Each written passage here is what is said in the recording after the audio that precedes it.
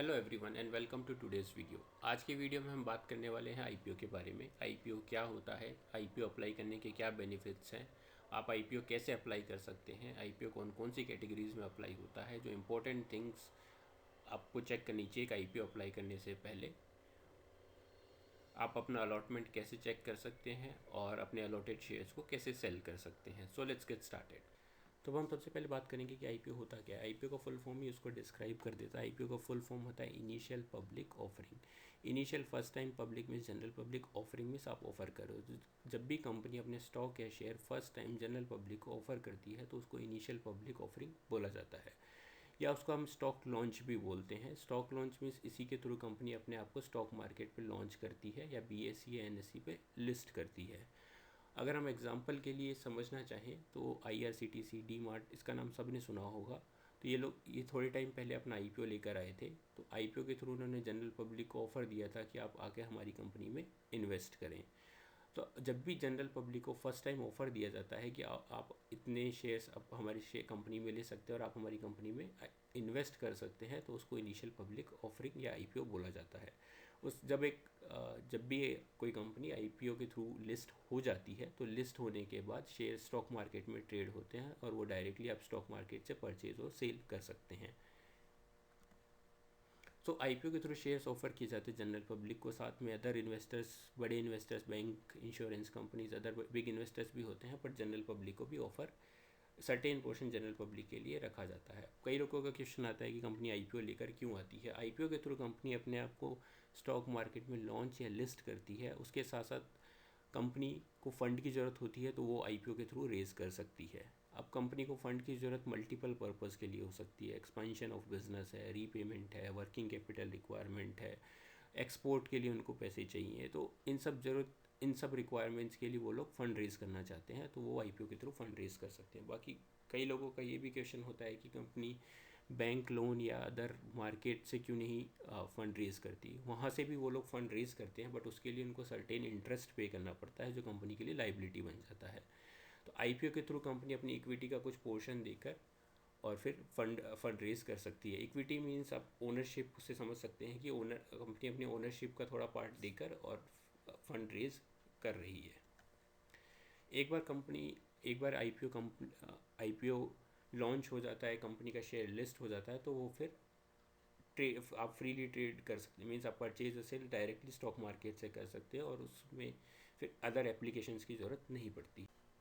तो अब हम बात करेंगे आईपीओ अप्लाई करने के बेनिफिट्स क्या है। जो आईपीओ प्रोसेस है वो जनरली 7 to 10 डेज़ लेता है, तो बहुत शॉर्ट टर्म प्रोसेस है और बहुत शॉर्ट ड्यूरेशन के लिए होता है और आपका फ़ंड लॉन्ग टर्म के लिए ब्लॉक भी नहीं होता है। अमाउंट जो ब्लॉक होता है वो 5 to 7 डेज़ के लिए होता है और वो आपके अकाउंट से जब ही डिडक्ट होगा जब आपको शेयर्स अलॉट हो जाते हैं। अगर आपको शेयर्स अलॉट नहीं होते तो अमाउंट आपके अकाउंट में ही रहता है, बट उस पर से फ्रीज़ रहता है और वो फ्रीज़ रिमूव हो जाता है। तो इस शॉर्ट प्रोसेस है। अमाउंट भी काफ़ी इतना बड़ा अमाउंट नहीं होता, तो ये मिनिमम रिस्क और मैक्सिमम गेन का सिनेरियो है। अगर हम समझना चाहें गेन को या फिर बेनिफिट्स को रिटर्न वाइज, तो हम हमारे को प्रीवियस ईयर के कुछ आईपीओस देखने पड़ेंगे। तो हम सबसे अच्छा एग्जांपल लेते हैं डी मार्ट इंडिया का, जो अपना आईपीओ लेकर आया था मार्च 2017 में, और उनका इशू प्राइस रखा गया था 299। मतलब आप 299 रुपीज़ पर शेयर पर आप अप्लाई कर सकते हो। और ये जब शेयर 7 to 10 डेज़ बाद लॉन्च हुआ था तो उसका प्राइस ओपन हुआ था 604 रुपीज़, तो ऑलमोस्ट 100% रिटर्न था। अभी करंट प्राइस 18 नवंबर को शेयर का 3800। अगर किसी ने ये होल्ड किया होता 2017 से तो अभी ये मल्टी फोल्ड रिटर्न है, 10 to 15 टाइम्स रिटर्न है, और ये एक साल में 5000 प्लस भी जाकर आ चुका है। अब हम कुछ इस साल के आईपीओ की बात करते हैं। हर्षा इंजीनियरिंग जो बहुत रिसेंटली आया था सितंबर 2022 में, इशू प्राइस रखा गया था 330 और लॉन्च डेट प्राइस है 500 प्लस। सो अभी करंटली उसका प्राइस 412 गिर कर नीचे आ गया है, लेकिन अगर आप 5 to 10 डेज़ का रिटर्न देखें तो 330 से आप पर शेयर से आपको 500 पर शेयर मिल रहा था।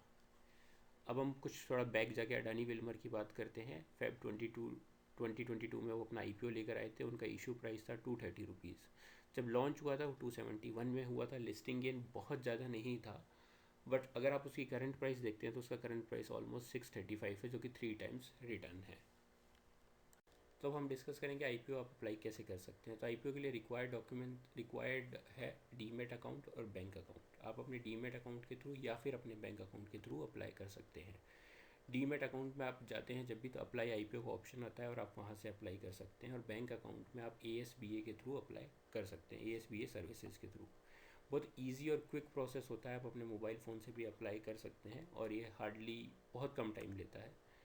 पर ये ध्यान रखिए कि आप एक एप्लीकेशन पर पेन नंबर एक ही एप्लीकेशन अप्लाई करें। अगर एक पेन से आप मल्टीपल एप्लीकेशन अप्लाई करते हैं तो वो रिजेक्ट हो सकती है। अब हम बात करने वाले आईपीओ के एप्लीकेशन कैटेगरीज़ के बारे में। तो आपने देखा होगा कि मल्टीपल कैटेगरीज़ में परसेंटेज दिया हुआ होता है कि किस कैटेगरी में कितने % शेयर्स ऑफर किए जा रहे हैं। तो सबसे पहले कैटेगरी होता है क्वालिफाइड इंस्टीट्यूशन, जिनको क्यूआईबी भी बोला जाता है, और उनका एग्जांपल है इंश्योरेंस कंपनी और बैंक। हाई नेटवर्थ इंडिविजुअल होता है सेकंड कैटेगरी, एचएनआई, जहाँ पे जिनका इन्वेस्टेबल असेट ओवर 2 करोड़ है। थर्ड कैटेगरी रिटेल कैटेगरी, जो जनरल पब्लिक अप्लाई करती है, वो रिटेल कैटेगरी में अप्लाई करती है। और फोर्थ कैटेगरी किसी आईपीओ में होता है, किसी में नहीं होता। अगर कंपनी स्पेसिफिक शेयर्स एम्प्लॉयज़ के लिए रख रही है तो वो एम्प्लॉय कैटेगरी में रख सकती है। और आपने देखा होगा कि generally first day, second day, third day पे ही दिखाता है कि किस कैटेगरी में कितना सब्सक्रिप्शन हो चुका है। तो सब्सक्रिप्शन इस लाइक की कंपनी उस कैटेगरी में कितने शेयर्स दे रही है और उनको कितने एप्लीकेशंस आ गए हैं। अगर हम एग्जांपल लेते हैं रिटेल कैटेगरी में, अगर कोई कंपनी एग्जांपल के लिए 1000 शेयर्स दे रही है और उनको 5000 एप्लीकेशन आती है तो सब्सक्रिप्शन 5 टाइम्स हो जाता है। अगर आपको सब्सक्रिप्शन का इन्फॉर्मेशन चाहिए तो आप हमारे चैनल को सब्सक्राइब कर सकते हैं। हम रेगुलरली हर आईपीओ के लिए डे 1, डे 2, डे 3 के सब्सक्रिप्शन रिजल्ट्स देते हैं। अब अलॉटमेंट कैसे होता है? अलॉटमेंट अगर अंडर सब्सक्रिप्शन है, लेस देन 1 टाइम है, तो सबको शेयर मिल जाते हैं। अगर ओवर सब्सक्रिप्शन है, जहाँ पे सब्सक्रिप्शन अलॉट एप्लीकेशन ज़्यादा आ जाती हैं या फिर जितने शेयर्स हैं उससे ज़्यादा एप्लीकेशंस हैं, तो वो लॉटरी के बेसिस पे किया जाता है। अब हम इम्पॉर्टेंट थिंग्स के बारे में बात करने वाले हैं जो आपको चेक करनी चाहिए जब भी आप कोई भी आईपीओ अप्लाई करते हैं। तो ग्रे मार्केट प्रीमियम, जीएमपी, सबने ये सुना हुआ होगा, बट ग्रे मार्केट प्रीमियम होता क्या है? सो ये एक प्रीमियम होता है जिस प्रीमियम पे शेयर्स ट्रेड होते हैं ऑफलाइन मार्केट में। ऑफलाइन मार्केट जो डील्स इन पर्सन होती है और उसमें कितना अमाउंट शेयर प्राइस से ऊपर चल रहा है, वही ग्रे मार्केट प्रीमियम होता है।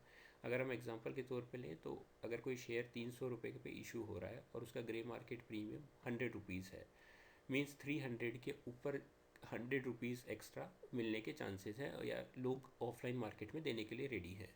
तो वो होता है आईपीओ का ग्रे मार्केट प्रीमियम। बहुत लोगों ने कॉस्टैग भी सुना होगा। कॉस्टैग क्या होता है? कॉस्टैग रेट होता है जिसमें आप अपना एप्लीकेशन बेच सकते हैं। लाइक अगर किसी आईपीओ का कॉस्टैग 500 चल रहा है तो आप अपने 500 रुपीज़ में उसका एप्लीकेशन बेच सकते हैं।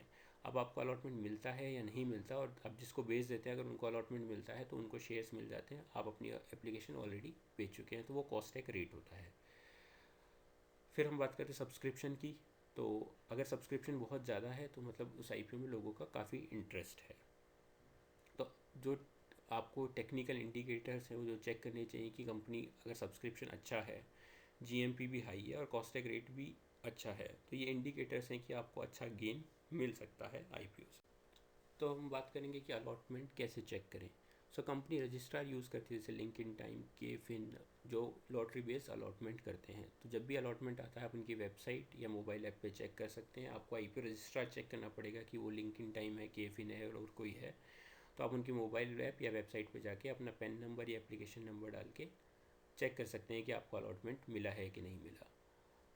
अगर आपको अलॉटमेंट नहीं मिलता है तो आप अपना बैंक अकाउंट चेक करिए कि आपके अकाउंट पे से रिमूव हट गया है या नहीं। और अगर आपको अलॉटमेंट मिल जाता है तो आप अपने डीमेट अकाउंट में चेक करिए शेयर्स क्रेडिट हो गए हैं या नहीं। जनरली शेयर्स क्रेडिट एक दिन पहले या सेम डे पे 9 o'clock से पहले क्रेडिट होते हैं, तो आप ओपन होने से पहले एक बार चेक कर लें कि आपके शेयर्स क्रेडिट हो गए हैं या नहीं हुए हैं। आईपीओ जो शेयर्स होता है वो सेलिंग स्टार्ट होती है स्टॉक मार्केट में। ओपन टाइम होता है 9:45 AM, जहाँ पे प्री ओपनिंग सेशन होता है और वो 9:45 AM पे स्टार्ट होता है और ट्रेडिंग स्टार्ट होती है 10 AM पे। और नेक्स्ट डे से IPO normal next day launch होने के बाद नॉर्मल मार्केट में 9:15 पे ओपन हो जाता है, बट फर्स्ट डे के लिए 9:45 और 10 AM का टाइम होता है। सो ये था सारी इन्फॉर्मेशन अबाउट आईपीओ कैसे अप्लाई करें, बेनिफिट्स, आप कैसे अलॉटमेंट चेक कर सकते हैं। आपको वीडियो अच्छा लगा हो तो आप please like, share and subscribe करें ताकि इन्फॉर्मेशन ज़्यादा से ज़्यादा लोगों को मिल सके। And thank you.